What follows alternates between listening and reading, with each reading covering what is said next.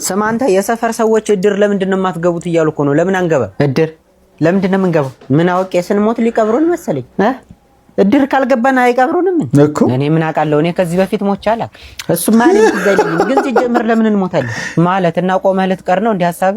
እኔ ምን ያስቆመኛል? አልተኛም እንዴ? ያው እቅዴ ውስጥ የለም ለማለት ፈልጌ ነው። ኧረ ተው እቅዴ ውስጥ የለም። አንተ በጣም ታሾፋለህ በእናትህ። እና መቼ ነው ለመሞት ያሰብከው? በል አይ ብዙ አልቆይም። 180 190 ሲሞላኝ እሄዳለሁ። ኧረ ተው እንጂ በልጅነትህማ እንዳትቀጭ። ቢያንስ 200 ድፈ ነው እንግዲህ። እስኪ ኑሮውን እያየን እንጨምራለን። አትቀልድ በእናትህ። እንዳሰበው ሰው ቢኖር እንዲህ ነበር። ያው የሰው ልጅ ተሰባሪ ነው። ተሰባሪ ነው ማለት እኔ ቻይና ቃለኝ እንደምሰበር አይደለም። ያው ምን እንደሚገጥመን አናውቅም ለማለት ፈልጌ ነው። ለምሳሌ አሁን አንተ እዚሁ በተቀመጥክበት ድፍት ልትል ትችላለህ። እየረገመች ነው። ያሰብከው ነገር አለ። ባለፈው ያበደርከኝን ብር መልሼልሃለሁ። 30 ብር ነው።